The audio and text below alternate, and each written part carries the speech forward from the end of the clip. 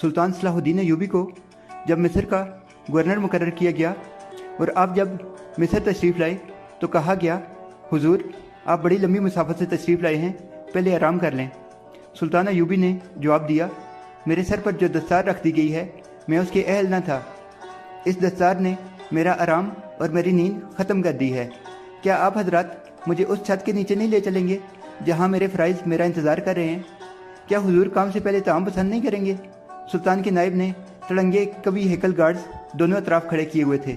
सुल्तान उनको देखकर मुस्कुरा उठे, लेकिन अगले ही लम्हे वो खुशी ज़ाहिर हो गई जब वहाँ 4 नौजवान लड़कियाँ हाथों में फूलों की पत्तियाँ लिए खड़ी थीं। उन्होंने सुल्तान के कदमों में पत्तियाँ बखेरनी शुरू कर दी और साथ ही दफ, तऊस और रुबाब और शहनाइयाँ बजने लगीं। सुल्तान ने फूलों की पत्तियाँ देखीं तो कदम रोक लिए। सलाहुद्दीन अय्यूबी फूलों की पत्तियाँ मसलने नहीं आया।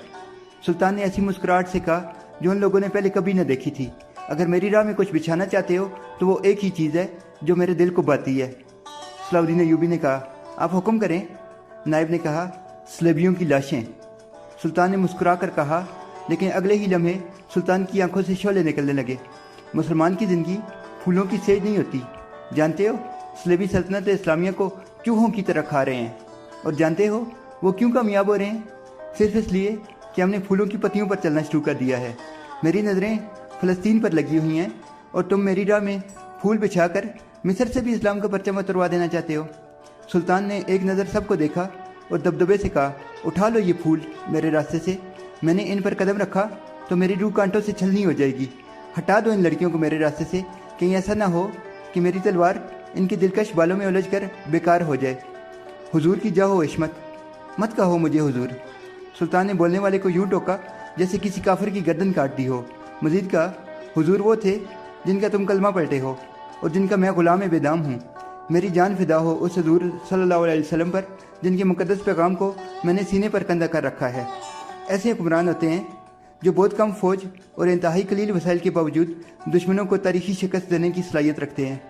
सुल्तान सलाहुद्दीन अय्यूबी की वफ़ात के 700 साल के बाद जब ईसाइयों ने मुसलमानों की खिलाफत उस्मानिया ख़त्म करके उनके इलाकों पर कब्ज़ा कर लिया तो दिमश्क में सलाहुद्दीन अय्यूबी की कब्र पर खड़े होकर बोले कि सलाहुद्दीन उठो, हम आ गए हैं, अभी हमें यहाँ से निकाल कर दिखाओ।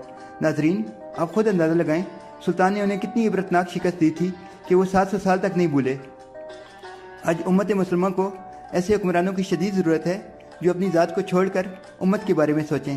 इकबाल ने क्या खूब कहा है कि आ तुझको बताऊं कि तकदीर उम्म क्या है, शमशीर व सना अव्वल, ताऊस व रुबाब आखिर। नाजरीन, अगर आपको ये वीडियो पसंद आए तो इस वीडियो को लाइक करें, चैनल को सब्सक्राइब करें और इस वीडियो को ज़्यादा से ज़्यादा शेयर करें।